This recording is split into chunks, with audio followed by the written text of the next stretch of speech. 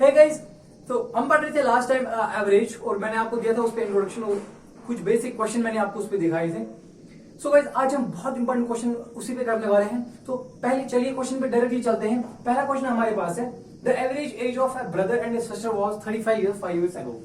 What will be their present age? So average at the present. So question is asking, options हमारे पास है 40, 80, 42 and 37.5. सो क्या करें हम question में, सबसे पहले हमें प्रेजेंट एज निकालनी है और एवरेज दिया है 5 साल पहले का।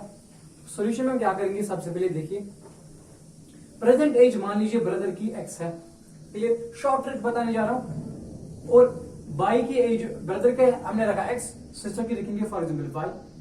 तो 5 साल पहले इनकी एज क्या होगी, अगर प्रेजेंट एज इसकी एक्स है इसकी वाई है, तो 5 साल पहले इसकी क्या होगी, x minus 5।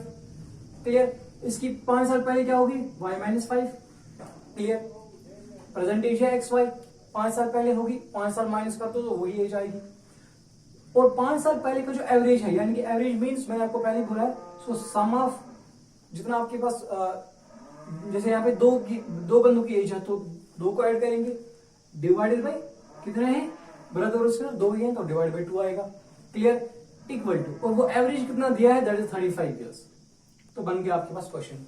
So average age of a brother and sister was 35 years 5 years ago. So that is 35 years 5 years ago. Clear?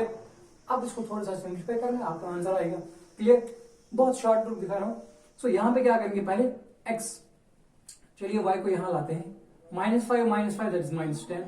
Clear. दोनों का सम ऐड हो जाएगा, इक्वल टू ये जो है 2 इसको मल्टीप्लाई में जाएगा, सो 2 into 35 दैट इज 70।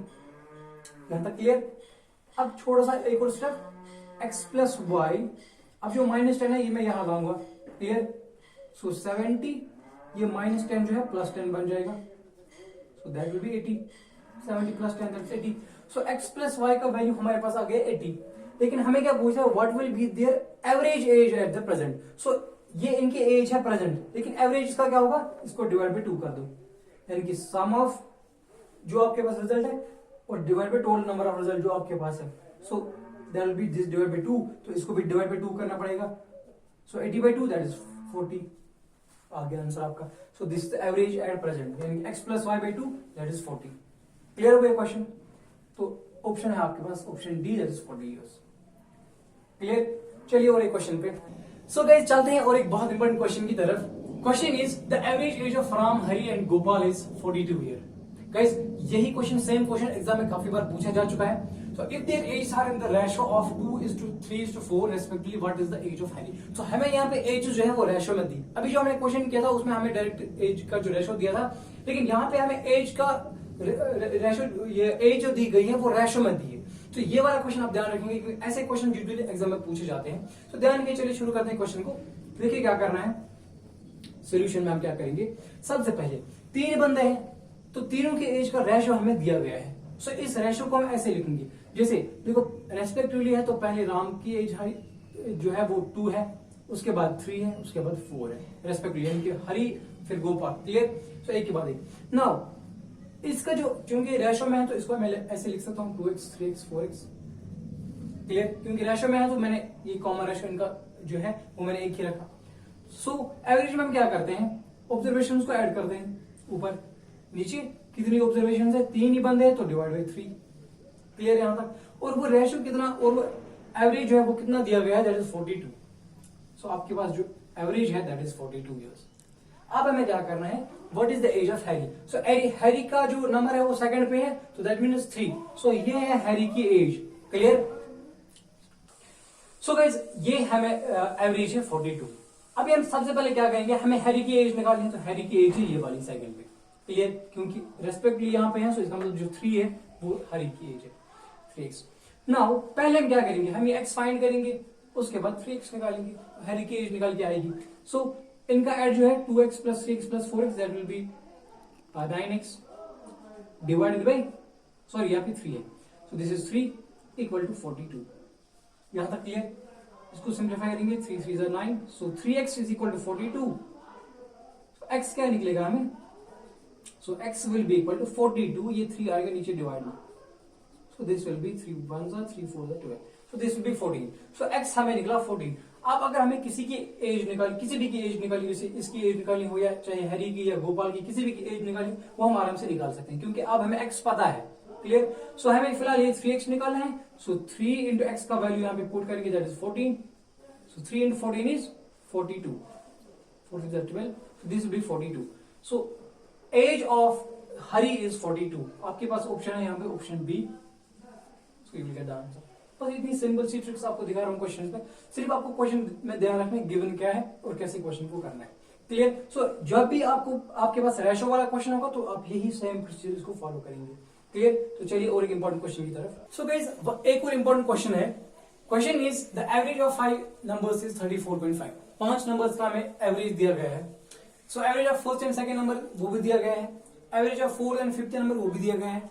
हमें क्या करना है, थर्ड नंबर जो है वो हमें फाइंड करना है। तो कैसे करेंगे देखिए, सिंपल सा क्वेश्चन है, बहुत इजी ट्रिक दिखा रहा हूं आपको इस क्वेश्चन के लिए। देखिए सेम प्रोसीजर, पहले average of 5 number. So 5 numbers हमें पता नहीं है कौन कौन से, तो ऐसे लिखेंगे जैसे x1, x2, x3, x4 और x5। इनका एवरेज हम कैसे निकालेंगे, इनको ऊपर ऐड करेंगे, नीचे कितने नंबर्स है 5, तो डिवाइड बाय 5 आएगा।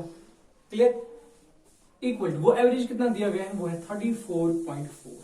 सो this is the average of 5 numbers. Clear यहां तक। अब हमें क्या है, एवरेज ऑफ फर्स्ट, यानी कि फर्स्ट नंबर हमने क्या रखा, आप y में भी रख सकते हो या आप A B C D E F तक रख सकते हो, 5 नंबर जैसे आपकी मर्जी है। सो पहले यानी कि x1 और सेकंड नंबर x2, इनका एवरेज दिया गया है। एवरेज मींस इनको ऊपर सम करो, नीचे डिवाइड बाय कितने नंबर्स हैं, तो 2 है, सो 46.5। क्लियर। सो पहले इसको हम यहां से हम x1 और x2 का वैल्यू निकालेंगे, वो हम यहां पे पुट करेंगे। Clear. So this will be x1 plus x2 equal to 2 into 46.5, वो निकाल के देखिए, दैट विल बी 93। क्लियर।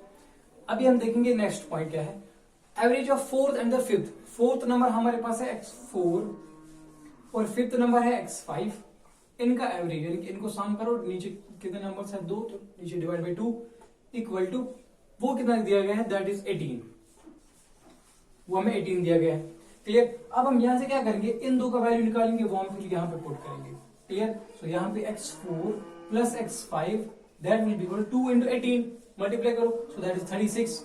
यहां तक clear.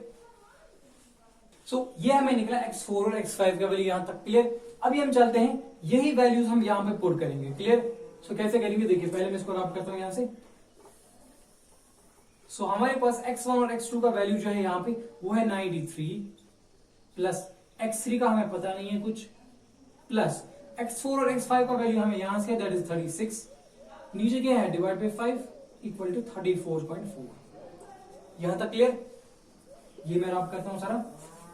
Now the point is, अब हम यहां से क्या निकालेंगे, यहां से हमें डायरेक्टली x3 निकलेगा, लेकिन यहां से हम इसको पहले सॉल्व करेंगे। 93 प्लस 36, तो यहां पे x3 लिखूंगा मैं ऐसे ही। So 93 plus 36 that will be 129। Clear. So ये डिवाइड में जो 5 है ये इसको मल्टीप्लाई जाएगा।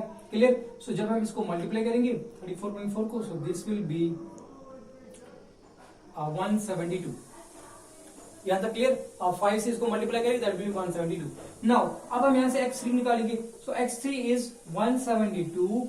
ये जो प्लस में 129 है ये माइनस में जाएगा, सो 129 इसको माइनस करेंगे, so x3 will be equal to, देखो इसको माइनस करेंगे, so this will be 3 then 4, सो 43 आपके पास x3 का वैल्यू निकल आएगा। सो द थर्ड नंबर जो हमारे पास है x3, उसका वैल्यू हमारे पास आ गया 43, तो ये है ऑप्शन सी। क्लियर। समझ आएगा क्वेश्चन को कैसे करना है। 5 नंबर का एवरेज है, उसके बाद 2 का एवरेज दिया गया है, उसको यहां से इनकी वैल्यू सब्स्टिट्यूट करेंगे, x3 निकल जाएगा।